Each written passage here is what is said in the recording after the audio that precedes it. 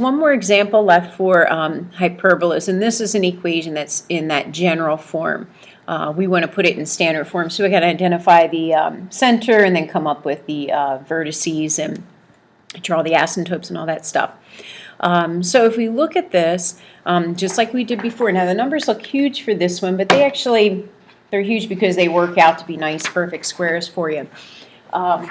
You know, if you get a problem where it doesn't work out to be nice, perfect squares, I'd go back and check the math on it because, you know, typically the numbers will work out pretty nicely for you.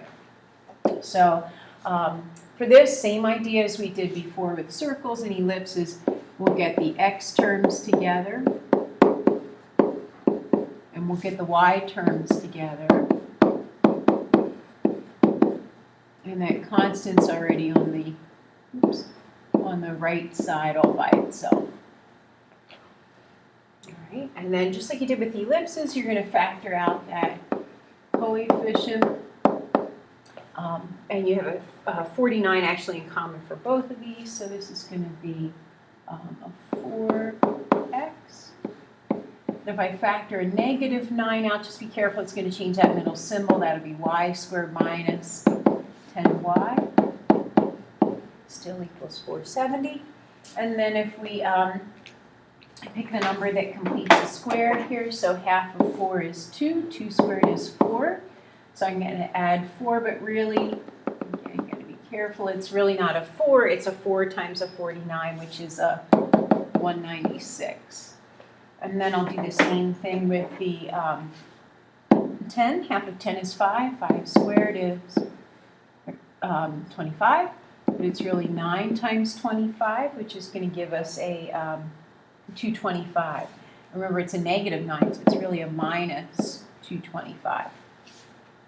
So if I go through and I factor this then, 49 outside, this will factor into x plus 2 squared. Should be minus.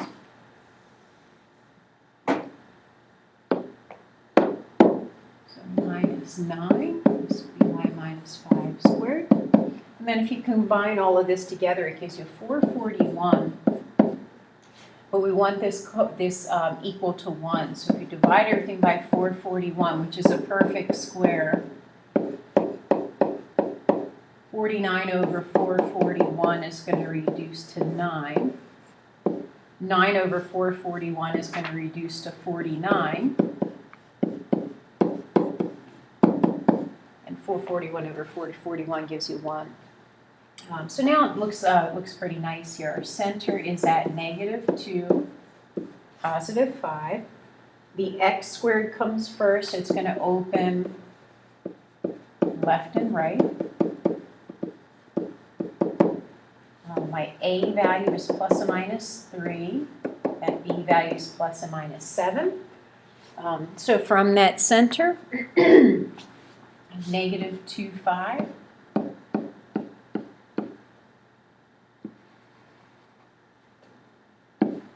And there's our center. I'm going to erase a little bit of this work over here so it doesn't run into our graph.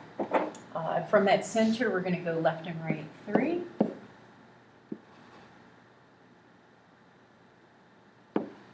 And then we'll go up and down 7.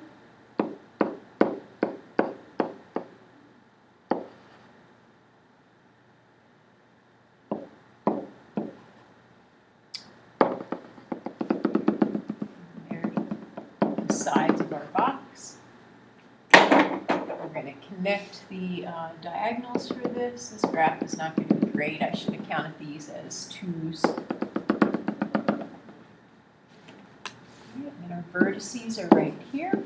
And from that center of -2, 5, I went left 3 and right 3. So this vertex has a coordinate of -5, 5.